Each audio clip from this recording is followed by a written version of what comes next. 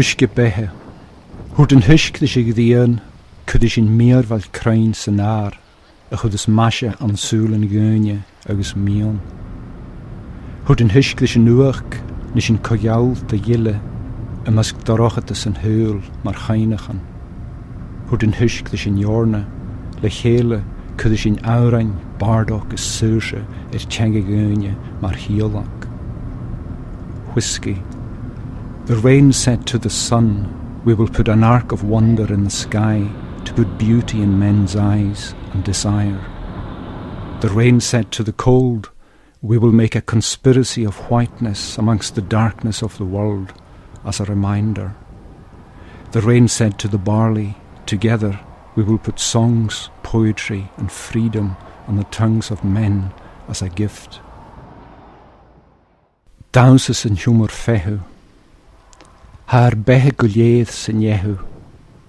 Lorog is sin a gnaum sin sin féin do araf, tribladioch, dóchasoch, cthianoch, mionoch, egeloch, miöidnoch.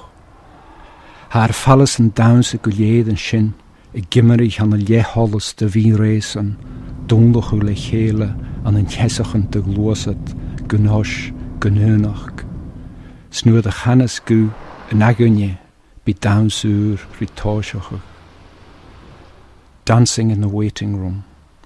All our living is in waiting. In these moments we find our myriad selves, anxious, hopeful, trembling, wishful, fearful, impatient.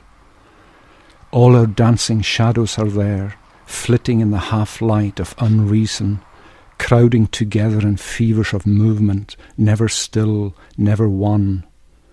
Then a voice says, next, and a new dance begins. Hai shillig a lios. En jij laat de hes vrúdjal, hai shillig a lios. Han huske de tuitje mar tjeden araget na lochen kuun.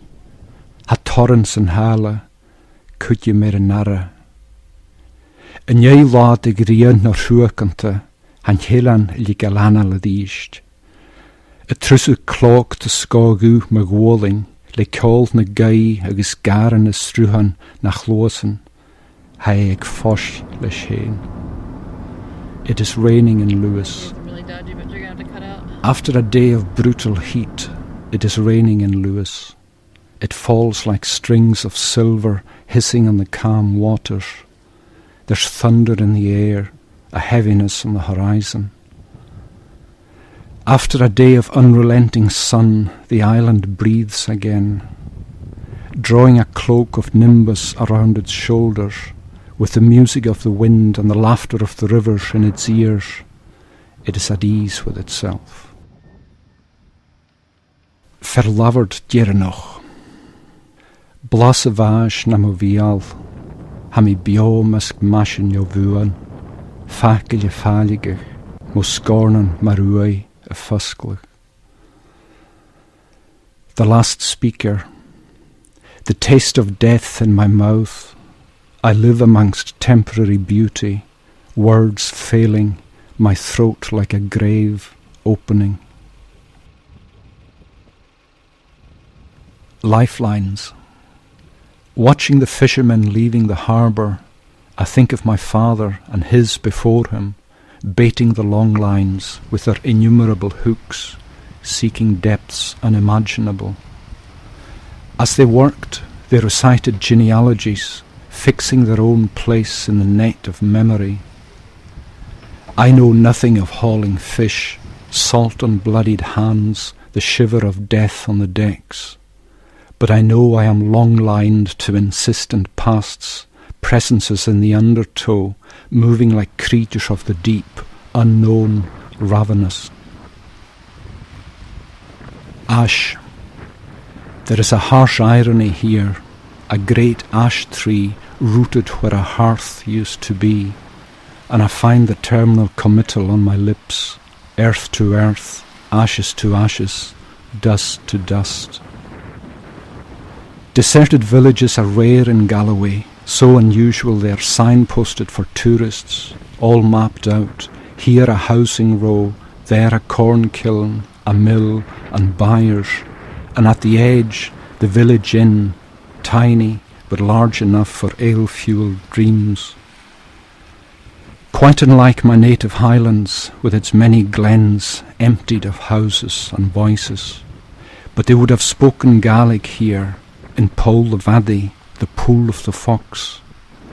And I wonder if some southern Bran seer foresaw the clearing of this glen and prophesied that one day the fox would roam freely again, or that a time would come when the ash in the hearth would brighten with blossom in the spring, and in the autumn blaze into gold. The tree and the wall. In their short lives they took a dislike to each other, the tree resenting its encirclement and the wall's sweeping solidity, the wall seething in the tree's lengthening shadow, envying its loftiness, its pulse, each blind to their common foe, gravity, which could in time undo them both. They agreed to ask the wind to judge which was the more powerful. The wind huffed a bit, then concluded the tree was mightier than the wall, but only in falling.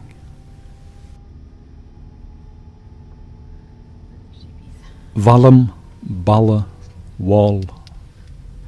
The generations of words are like my older relatives, either dead or dying. There are words and people we long for and cannot let go, through stones in the shifting seam between remembering and forgetting. Bobby on the tape. Drystein Diker. He settles to a rhythm beyond braille, an unworded language between eye and hand and stone, webbed in a haptic grammar of heft and balance by the unerring eye that tongues the stones, edge against jagged edge, knowing what to pick up, what to leave aside. He can see the line he intends across the hillside, slanting beyond us, shaping a future tense. Broch. You may begin with every man's curious eye, wondering about purpose, the why forming on your lips, or wonder how intricate stonework can survive the weight of centuries. Inside the walls, you finger the grit and knotting of the stones, their grain like braille to the touch. Your breath quickens as the air turns clammy, as if you're caught by a sifting of memory, an undertow of instinct, bone deep, visceral. Around the headland you see sails curving to the shore, you hear shouts in a strange tongue, but it's only a trick of the light, a shifting of shadows in the skirling wind blowing spume over the rocks. Yet, later, you stir from your sleep, dream-rhymed words on your lips, familiar as sea spray, as salt as blood.